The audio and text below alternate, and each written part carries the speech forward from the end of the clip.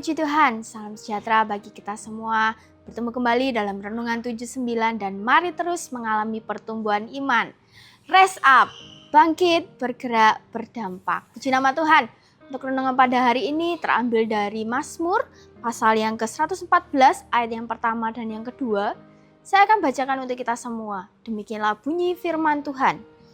Pada waktu Israel keluar dari Mesir, kaum keturunan Yakub dari bangsa yang asing bahasanya, maka Yehuda menjadi tempat kudusnya Israel, wilayah kekuasaannya. Judul renungan pada hari ini adalah Allah mengubah identitas.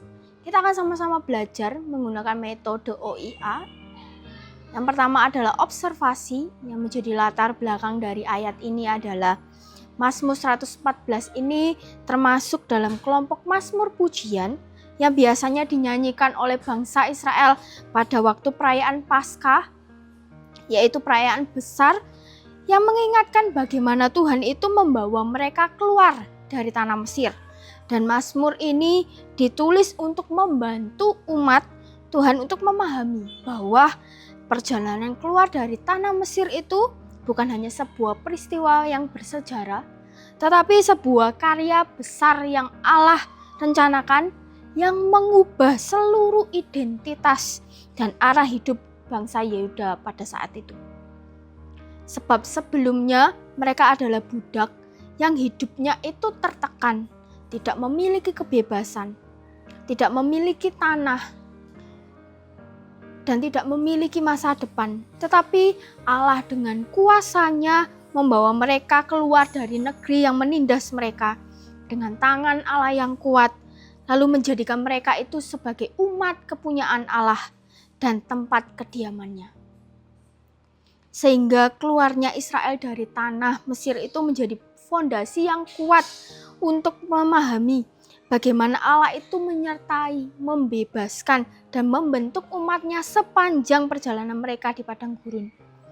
Mazmur ini dituliskan untuk memastikan bahwa setiap generasi Israel itu tidak sekedar tahu pembebasan itu hanya sebagian dari sejarah, tetapi bisa benar-benar merasakan bahwa Allah itu membawa bangsa Israel, nenek moyangnya tuh keluar dari tanah Mesir. Dan Allah yang sama yang menyertai mereka sampai saat ini hingga selama-lamanya. Yang kedua, interpretasi apa yang bisa kita pelajari? Yang pertama adalah Allah membawa keluar umatnya. Di ayat yang pertama itu mengingatkan bahwa bangsa Israel itu keluar dari Mesir bukan karena kekuatan mereka sendiri, tetapi karena Allah yang turun tangan. Mereka dikeluarkan dari tempat yang asing, tempat yang menekan mereka, tempat di mana mereka tidak dikenali sebagai umat pilihan Allah. Dan Mazmur ini juga menegaskan bahwa tindakan Allah itu bukan hanya sekadar menyelamatkan, tetapi memindahkan mereka dari situasi hidup yang membuat mereka itu tidak punya nilai dan membawa mereka ke tempat yang baru, yang bernilai dan yang Tuhan telah siapkan bagi mereka. Dalam Keluaran 3 ayat 7-8 di situ dijelaskan bagaimana Allah itu memperhatikan dengan sungguh-sungguh kesengsaraan umatnya pada waktu di Mesir. Dan Allah turun tangan untuk melepaskan umat-umatnya dan menuntun mereka untuk sampai ke tanah perjanjian yang telah Allah siapkan bagi umat-umatnya. Ini menggambarkan karakter Allah yang tidak membiarkan umatnya itu selama-lamanya berada dalam tekanan. Pada waktunya Allah akan menunjukkan kuasanya untuk membantu umatnya keluar dari tekanan. Tidak ada satupun yang dapat menggagalkan rencana Allah. Yang kedua adalah Allah memberi identitas baru. Di ayat kedua, di situ menunjukkan perubahan yang besar, yaitu bangsa Yehuda menjadi tempat kudusnya Allah, Israel menjadi wilayah kekuasaan Allah. Ini berarti Allah tidak hanya mengeluarkan mereka dari Mesir, tetapi langsung menetapkan dirinya untuk tinggal di tengah-tengah mereka. Kehadiran Tuhan ini menjadi pusat bangsa Israel untuk mereka itu hidup di tengah-tengah bangsa Israel. Mereka bukan lagi sebagai budak yang tidak bernilai, tetapi umat yang diberikan identitas yang baru sebagai umat yang kudus. Ini adalah gambaran bahwa Tuhan itu tidak hanya menyelamatkan kita dari dosa, tetapi memindahkan kita untuk masuk ke dalam keluarganya Allah. Ia menjadikan hidup kita sebagai tempat yang kudus, di mana hadirat Allah itu tinggal.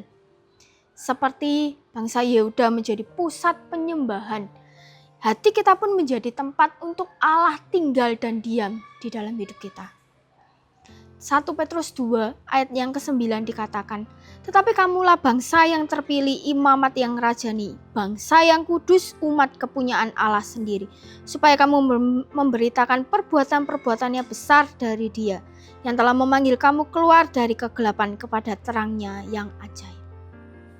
Yang ketiga adalah kehadiran Allah mengubah arah hidup dan masa depan umatnya. Ketika Allah ini menetapkan Israel sebagai wilayah kekuasaannya, ini berarti Allah menjadi raja di atas mereka. Mereka punya arah hidup yang jelas, pijakan yang pasti, dan tempat perlindungan yang sangat kuat. Masa depan Israel ini berubah bukan karena mereka itu hebat, tetapi karena Allah yang memerintah atas mereka. Di sini Allah hadir sebagai raja yang mengatur, membimbing, menjaga, dan memimpin. Ketika Tuhan itu memerintah semua kehidupan kita, seluruh aspek kehidupan kita, hidup kita menjadi berubah. Cara berpikir kita, cara bertindak kita, cara berbicara kita, bahkan cara kita menghadapi masalah pun bisa berubah. Dalam Amsal 21 ayat 1 dikatakan, hati raja seperti batang air di dalam Tuhan, dialirkan kemana ia inginkan. Yang keempat adalah karya Allah membawa kepada kedekatan dengannya. Tuhan mengeluarkan Israel bukan untuk membawa mereka ke tempat yang nyaman saja, tetapi bagaimana Tuhan itu membawa mereka itu kepada dirinya sendiri. Tujuan Tuhan bukan hanya untuk membebaskan umatnya, tetapi membuat umat-umatnya ini hidup di dalam kekudusan dan relasi bersama dengan Tuhan. Ketika Tuhan ini izinkan masalah datang dalam kehidupan kita, Tuhan menyertai setiap proses kehidupan kita. Yang Tuhan inginkan adalah kita ini berserah sepenuhnya kepada Tuhan dan hanya berfokus kepada Tuhan, menjadikan Tuhan itu sebagai pusat penyembahan kehidupan kita. Yang ketiga, aplikasi apa yang bisa kita pelajari? Yang pertama, mari keluar dari Mesir kita.